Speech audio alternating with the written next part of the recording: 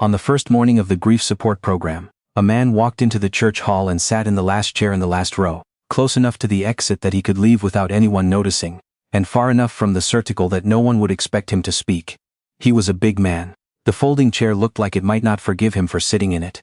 He kept his jacket on, he kept his hands on his knees, and when the session leader asked if anyone wanted to introduce themselves, he looked at the floor with the focused attention of a man reading something important there, and said nothing at all.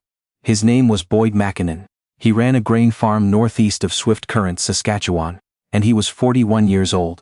His wife had died 14 months earlier, in March, from a cancer that had moved fast and given them very little time to prepare. Which is to say no time at all, because there is no amount of time that prepares you for something like that. He had come to the grief program, because his sister had registered him, paid the fee, and driven him there herself. And Boyd Mackinnon was not the kind of man who made a woman drive 4 hours for nothing, but he had chosen the last chair, and he intended to stay in it. The session leader was a woman named Frances Elliot. She was 37 years old, originally from Winnipeg, and she had been running grief support programs out of this particular church hall for 6 years. Long enough to have learned that the people who sat farthest from the circle were almost always the ones who needed it most and would fight you hardest if you said so. She had a quality that the people of Swift Current found either reassuring or unnerving, depending on whether they were hiding something. She paid attention. Not the polite, half-present kind of attention that most people offer when they're waiting for their turn to speak. The real kind. The kind that took things in and held them and remembered them 3 sessions later when you'd long since forgotten you'd said them. She had come to grief work sideways. She'd trained as a social worker, spent years in child services, and then lost her mother and her younger brother in the same calendar year and found herself, for the first time, in a chair on the other side of the circle. The experience had changed the kind of help she wanted to offer. She moved to Swift Current because the job existed and because she had no particular reason to stay anywhere else, which, she had found, was reason enough. She taught people to grieve the way a patient teacher teaches anything, by making it safe to be exactly where you were, without rushing you somewhere else. The first night, when Boyd folded himself into the last chair and stared at the floor and did not speak, Frances made a decision that would turn out to matter more than either of them knew at the time. She decided not to call on him. Not that session, and not the one after. She would not single him out, would not ease him forward with the gentle pressure some facilitators used, would not make him the project. She had been in that chair herself. She knew what it cost to sit there. And she knew that the people who needed the most time were also the ones most likely to bolt if you came at them too directly. So she would simply notice him. The way she noticed everything. And evening by evening, in the way that attention accumulates when it is patient and unhurried, Frances Elliot began to gather the small true facts of Boyd Mackinnon. The first thing she noticed was how he listened. Most people in grief programs listen to others the way you listen to weather reports. Abstractly, with one part of your mind on your own situation. Boyd Mackinnon listened the way a man listens to a piece of machinery that isn't running right. Completely. He tracked the speaker's face. He did not look at his phone. He did not shift and resettle the way people do when they're waiting for someone else to stop talking. When a woman named Dorothy spoke about losing her son, and her voice cracked in the middle of a sentence, Boyd's jaw tightened in a way that had nothing to do with his own discomfort, and everything to do with hers. Frances noticed that. A man who pays that kind of attention to other people's pain is a man who has spent a long time being careful with things that could break. The second thing she noticed was that he came back. This matters more than it sounds. The dropout rate in voluntary grief programs is significant. People sign up with the best intentions, come once or twice, find it harder than expected and quietly stop appearing. Boyd Mackinnon had not wanted to be there in the first place, had been delivered by his sister like a parcel that needed signing for. And yet he came back the second week, and the third, and the fourth. He still sat in the last row. He still did not speak, but he came back, and Frances had learned to read the coming back as its own kind of language. On the evenings when the weather was bad, and in November in Saskatchewan, the weather was bad with some regularity, Boyd was always the last to leave. Not because he lingered to talk. He didn't talk. He stacked the folding chairs when the session ended, moved them to the side wall with the efficient economy of a man who'd spent his life doing physical work, and then stood by the door with his jacket on in no apparent hurry, while the other participants filed out into the cold. Frances understood what this meant. The church hall was warm and lit and full of people who were trying, however badly, to carry their losses together. The farm was 40 minutes away and it was dark and it was December, and the only things waiting for him there were the equipment and the silence. She understood the staying. She had done her own version of it, in different rooms, in different years. By the 6th week Boyd had begun to speak. Not much and not easily. A sentence or two when the conversation moved in a direction he recognized. He spoke about the farm the way men like him sometimes speak about work. as though the work were a separate country he had been living in. One with its own customs and weather and requirements that had very little to do with what was happening in the rest of his life. He said to Shifst, in a voice that he aimed at the floor rather than at anyone in particular, that the hard part was not the big things. The hard part was the ordinary things. The 2 mugs he still took out of the cupboard every morning out of habit before he remembered. The weather reports he noted down in the margin of the farm journal, because she had liked to know what was coming. He did not say her name. Frances noticed that too. After the 8th session, Frances was locking up the hall when she found something left on the seat of the last row chair. It was a paperback book. A collection of essays about the northern prairie.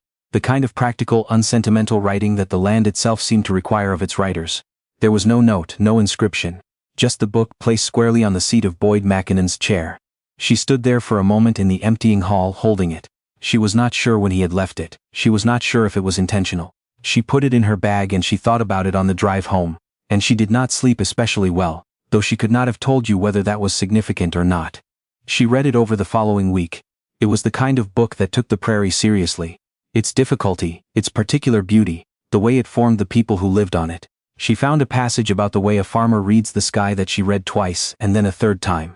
At the next session she left the book on Boyd's chair before anyone arrived, open to that passage with no note. The way you return something to someone without making them explain why they gave it to you. Boyd came in and sat down and looked at the open book and looked up at Frances, who was arranging handouts at the front table with her back to the room. He looked at her for a moment with an expression she did not see because she was not looking. Then he closed the book carefully and slid it into the inside pocket of his jacket. 3 weeks later, she found it back on his chair, and in the margin of the passage she had marked, in handwriting that was careful and angular and clearly unaccustomed to margins, were 3 words. This is true. Frances Elliot sat in the front row of the empty church hall for longer than she would have admitted and held a paperback book with 3 words in the margin and understood something that she had not entirely been expecting to understand. The attention had not been going in one direction. She had been watching Boyd Mackinnon for 9 weeks the way she watched everyone, quietly without announcement, gathering the small true facts. And while she had been doing that, something had been coming back the other way. Not the same thing, not the practiced attending of a facilitator, but something more tentative and more serious. A man who had spent 14 months in isolation on a grain farm, who had lost the one person who knew what he was like when no one was watching, had been sitting in the back row of her program, and, for reasons he probably couldn't have explained and definitely wouldn't have said out loud, had been paying attention to her. This is true was not a lot of words, but in the handwriting of a man who chose his words the way he chose his actions, deliberately, one at a time. 3 words were not a small thing. Frances was 37 years old. She was not a romantic in the conventional sense of the word. She was practical and clear-eyed and had lived alone long enough that living alone had become less a circumstance and more a habit she'd stopped questioning. She was good at her work. She found meaning in it. She had, without making any formal decision about it, arranged her life around the work, in a way that left very little room for anything else. And she had told herself, often enough that she half believed it, that this was a choice rather than a consequence. She looked at the 3 words in the margin of a book about the prairie. She looked at them for a long time. And then she turned to the blank inside back cover and wrote 1 sentence in her own hand. The man in the back row sees more than he lets on, and so does his facilitator. She left the book on Boyd's chair the following week, and she went to the front of the room and she sorted papers she had already sorted and she waited. Boyd arrived 7 minutes before the session. He came in the way he always did, quietly, without announcement, and he sat in his chair and he found the book and he opened it. He read the passage he had already read. He found the 3 words he had written. He turned to the back cover. He read her sentence. Frances was not looking at him. She had given herself the instruction not to look at him, and she was following it with the discipline of a woman who knew exactly why she had given herself that instruction. She heard him very carefully close the book. She heard him set it on the seat beside him, and then, for the first time in 10 weeks of sessions, she heard Boyd Mackinnon stand up and walk toward the front of the room. She made herself look up. Boyd Mackinnon stood in front of the folding table that served as her desk, holding his jacket in one hand the way a man holds something he's been carrying for a long time. He was a large man, and the room was not especially large, and he seemed to understand that he was taking up a significant amount of it. He said, in the voice he used for the floor directed this time at her. "I don't know how to do this," Frances said. "Do what?" He looked at her with the directness of a man who had decided to say a thing and was going to say it regardless of how it came out. "Talk to someone, like this. I was with my wife for 16 years and she knew how I talked and she did most of it anyway, and I forgot that some people don't know how to read the spaces." He stopped. He looked at his jacket. He said, I've been coming back here every week and I told myself it was because my sister paid for it and I didn't want to waste the money. He looked up. That's not why. Francis waited. Boyd said, you never once pushed me to talk before I was ready.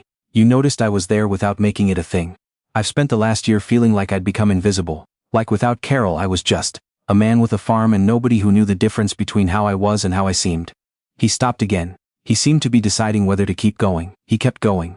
You left me that book. I don't know how you knew I'd want it. I don't know how you knew anything you seemed to know about me, but you knew. And you didn't make a production out of knowing. You just left the book on the chair. And then you left me the words. And he stopped. I don't know what I'm trying to say. Francis, who had sweat her helping people find words for things that resisted them, said nothing for a moment. She let the silence be what it was. Then she said, you're trying to say that you felt seen, and that it surprised you. Boyd looked at her. Yes, he said, that's it. She said, it surprised me too. He looked at her for a moment. What did I see? She thought about it honestly, the way she thought about everything. She said someone who finds it easier to notice other people than to let herself be noticed. Someone who made a whole life around that and thought she was fine with it, until someone in the back row started leaving books on chairs. Boyd said nothing for a moment. Then, the passage about reading the sky. I've been doing that since I was 9 years old. Nobody ever wrote it down right before. Francis said, I know, that's why I marked it. He stood there in the front of the room, this large quiet man who had been invisible for a year, and she stood on the other side of the folding table, and neither of them said anything for a while, and neither of them seemed to need to. They did not begin easily. Boyd was not a man who found things easy, and Francis was not a woman who confused ease with depth. Their first conversation outside the program was a cup of coffee at a diner on the main street of Swift Current, and it lasted almost 2 hours. And Boyd spoke more words in those 2 hours than Francis suspected he normally spoke in a week, and he seemed surprised by this himself, as though he'd opened a tap he'd thought had rusted shut. He told her about Carol, and she listened the way she listened to everything, completely, without hurrying him past the hard parts. He told her about the farm in winter, the specific quiet of it, the way the snow took the sound out of everything until the whole world felt upholstered. He told her that he had spent the first year after Carol died telling himself he was managing. And he had been telling himself this so consistently, and so firmly that he had almost believed it. And then his sister had put him in a car and driven him to a church hall, and he had sat in the last chair of the last row, and a woman he'd never met had quietly left a book on his seat, and something in him had recognized something in her, and he had not known what to do about that for 3 months. Francis told him about Winnipeg, about her mother and her brother and the years she had stopped being the one who helped and become the one who needed it. About the particular geography of grief, the way it was not a line but a terrain, and how you could walk the same ground for years and still find new country in it. She told him that she had built her life carefully around her work, because the work was meaningful and because she was good at it, and because it was easier to be useful than to be known. And that was a sentence she had never said out loud before, and she heard herself say it and knew it was true. Boyd listened the way he listened in the program. All the way. By February, he was meeting her for coffee twice a week. By March, he was helping her carry the folding chairs at the end of sessions and staying to talk after the others left. And the other participants noticed this, and did not say anything about it but smiled to themselves in the parking lot. In the people who have been doing something hard, and have spotted something good happening nearby. By April, when the frost was finally pulling back from the fields and the sky over the prairie was doing the thing it does in spring. Going wide and pale and full of a kind of light that feels like a question. Boyd drove to Swift Current on a Tuesday that wasn't a session night and stood on the step of the building where Francis rented her office and held a book in his hand. It was not the same book. It was a different collection of essays, this one about the prairie in summer, which he had found in a used bookshop in Moose Jaw, and had read most of in one sitting, and had thought of her on almost every page. He held it out to her. She looked at the book. She looked at him. She said, "You drove 40 minutes to bring me a book," he said. "I drove 40 minutes to bring you a book." She took it. She opened it. She found on the title page in his careful angular handwriting, not a note exactly, more of a statement. "I noticed you from the first night. I was in the back row and you left the room on exactly the right amount of light." Frances Elliot, who noticed everything about everyone and had spent her career making space for other people's feelings, while quietly folding her own into small shapes and storing them somewhere practical, stood in the doorway of her office building on a Tuesday in April, and read 9 words in a farmer's handwriting, and felt something open in her chest like a window in a room that had been closed for too long. She looked up at Boyd. She said, "Do you know how long it's been since someone noticed me back?" He said, "No," she said, "neither do I. That's the problem." They married the following June in a small ceremony in Swift Current. Not in the church hall, though Francis had considered it. In the end they did it at the farm, in the yard behind the house, On a morning when the canola fields to the east were just beginning to turn, and the sky was the particular blue that exists only in Saskatchewan in the brief weeks between the cold and the real heat. Boyd's sister cried. Francis's two closest friends drove out from Winnipeg and cried also. And Francis, who did not cry easily, cried a little herself, standing beside a man who had sat in the back row of her grief program for 3 months, and listened to everyone else's pain with the complete unhurried attention of someone who understood it. Boyd was not a man who became different once he was loved. He was the same man, quiet, careful, deliberate, the kind of person who read the sky each morning out of habit and necessity and a lifelong attentiveness to the things that could not be controlled. But he had someone now who saw what that was, who did not mistake the quiet for emptiness, who understood that the man who said 3 words in a margin was saying something complete.